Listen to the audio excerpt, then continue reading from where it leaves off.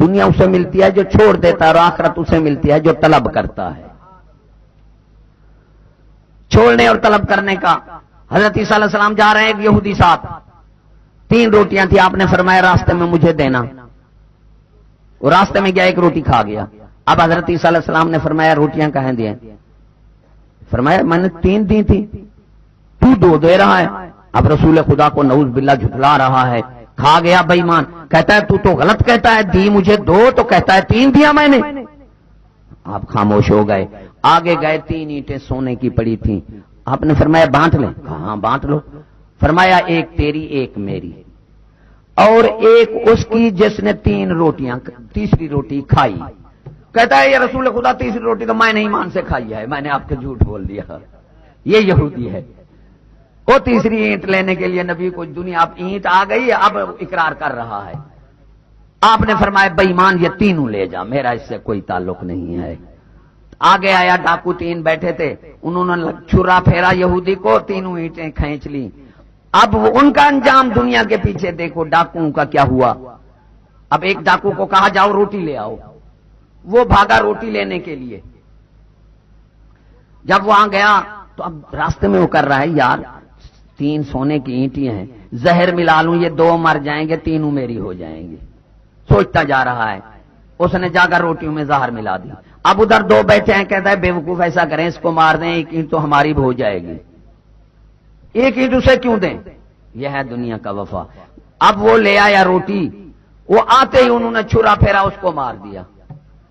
اب روٹی, یہودی مرا پڑا ہے, انہیں کیا پتا روٹی میں زہر ہے. وہ روٹی کھانے لگ گئے, 2 وہ بھی مر گئے وہاں, تو 3 اینٹیں وہیں رہ گئیں. یہ دنیا کا انجام ہے. حضرت عیسیٰ علیہ السلام پاک ہو کر چلے گئے, یہودی کو دے دیجئے 3 اینٹیں تمہاری ہیں. مسلمان, اللہ نے فرمایا تم, قرآن مجید ہمارے لیے کافی ہے. ہمارا دین جو ہے قرآن اور سنت رسول پر عمل کرنا, یہ ہمارا دین ہے. کرو نہ کرو سمجھو تو صحیح. قرآن مجید جو اللہ نے فرمایا ہے ومن اصدق من اللہ کی, اللہ کے سوا کوئی اور سچا ہے, تو اللہ نے مہر لگا دی یہود نصارہ کافروں کے لیے. اب منافق, یا اللہ منافق کون ہے؟ جو میں نے کہا بندہ منافق جو ہے, بندہ نفس وہ منافق ہوتا ہے. تو منافق کی اللہ نے یہ نشانی نہیں بتائی. کون سی نشانی بتائی؟ بشر المنافقین بان لهم عذاب علیم, محبوب منافقوں کو میرے دردناک عذاب کی بشارت دے دو. یا اللہ منافق کون ہیں؟ الذین آمنوا الذین یتخذون الکافرین اولیاء, منافق وہ ہیں جو کافروں کو دوست بناتے ہیں. کیوں اللہ نے فرمایا ان تمسسکم حسنۃ تسؤہم, تمہاری برائی تمہاری اچھائی ان کا دکھ ہے, تمہاری ترقی ان کا بربادی ہے. وَإِن تُصِبْكُمْ, اگر تمہیں کوئی مصیبت پہنچ جائے, تفرحوا بہا, وہ خوشیاں مناتے ہیں. تمہاری مصیبت ان کی خوشی ہے اور تمہارا سکھ ان کا دکھ ہے. قرآن مجید ہے, مانتے ہو نہیں مانتے؟ اب میں آخری جو ضروری سمجھتا ہوں اس بات پر مسلمانوں, میں نے آپ کو اخلاص کی بھی مثال دے دی, اور دنیا کی بھی. حضور صلی اللہ علیہ وسلم نے فرمایا حیا کرو حیا کرو حیا کرو. یا اللہ پاک میرا کیسا حیا کریں؟ آپ نے فرمایا قبرستان کو یاد رکھا کرو اور ابتلا مصائب کو بھی یاد رکھا کرو. آنے والی مصائب شاید تم پر رات کو آ جائے, ارے صبح ہو نا شکر کر لیا کرو, یا اللہ رات اچھی گزر گئی تیرا شکر ہے. پھر دعا مانگو یا اللہ فتنے کا وقت ہے, یا اللہ ہمارا دن بھی اچھا گزار دینا. پھر دن پڑے یہ میری نصیحت یاد رکھنا, شام کو اللہ کی حمد و ثنا بیان کرنا. پھر کہنا یا اللہ ہماری رات اپنی حفظ و ایمان میں گزار دے. دن رات یہی ہے, کوئی فتنہ. رات میں دبئی ٹاؤن تھا, تو وہاں ایک کنبے کے 12 بندے, پورا خاندان کوئی مر گیا. نہ انہیں زخم ہیں, نہ انہیں کوئی پتہ نہیں چلا. پولیس تلاش کر رہی ہے, پتہ نہیں کون مار گیا. 12 کے 12 بندے خاندان کے صبح اٹھے, چھوٹے بڑے مرے پڑے تھے. پھر آپ نے یہ بھی سنا کہ گیس پھٹا ہے ملتان میں, لاہور میں. پھر وہ سلنڈر پھنس گئے, وہ دوسرا پھٹ گیا, تیسرا پھٹ گیا, تو بلڈنگ گری. 40 بندے وہاں سلنڈر نے مار دیے. ہماری زندگی میں برکت نہیں رہی.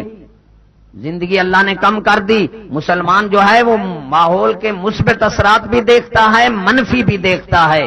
ارے منافق مسلمان کے مثبت فائدے کے اثرات تو دیکھتا ہے، نقصان کے نہیں دیکھتا. مسلمان تم اس کو ترقی کہتے ہو، میں اس کو تنزلی کہتا ہوں.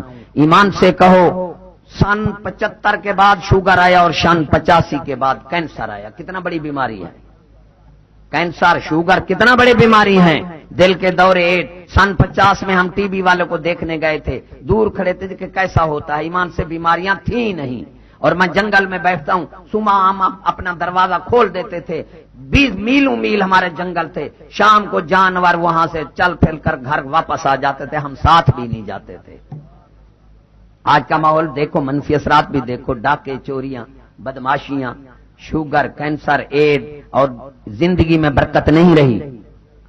وہ 100 سال والی زندگی نہیں رہی. پیشین حضرت نوح علیہ السلام کے پاس عورت آئی، یا رسول خدا دعا منگو. رونے لگ گئی کہ میرے بچے 300 سال کے ہو کے مر جاتے ہیں، زندگی میں برکت نہیں ہے. آپ ہنس پڑے. بولی کیوں ہنسے؟ فرمایا قرب قیامت 30 40 50 عمریں ہوں گی. یا حضرت پھر تو وہ درخت کے سائے تلے جو کہ دعا منگا رہی ہے کہ 300 سال کے بچے مر رہے ہیں، میری برکت نہیں ہے، 40 50 تو اس کے لیے پتہ نہیں کیا ہو گیا. تو آپ نے فرمایا، اس نے کہا وہ تو درخت کے سائے تلے بیٹھ کر گزاریں گے، مکان کیا بنائیں گے؟ آپ نے فرمایا وہ لوہے کے کوٹ بنائیں گے. یہ سریے جو آ رہے ہیں نا، یہ لوہے کے کوٹ ہیں اور ہمارے لیے مصیبت بن رہے ہیں.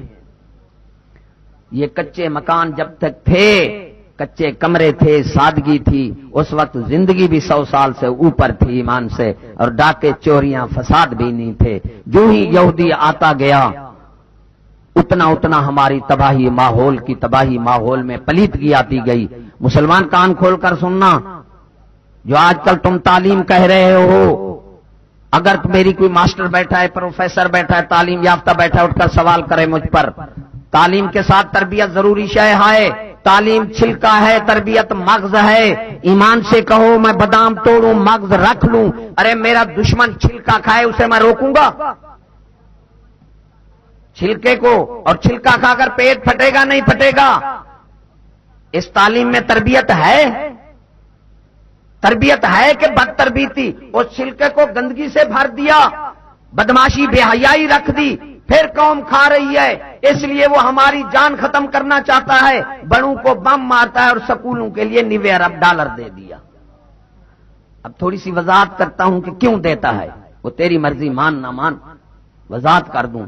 میں اس کو ضروری سمجھتا ہوں کہ بار بار یہ بات کرنے سے دل میں اتر جائے، جس طرح جہنم کا اللہ نے کتنا بار ذکر کیا. میں آخری چند باتیں جو ہیں یہ قوم تک پہنچانے کے لیے میں پریشان ہوں. پہنچا تو دوں گا، پھر آپ کی مرضی. اگر میری غلط بات ہو تو اٹھ کر جواب دینا.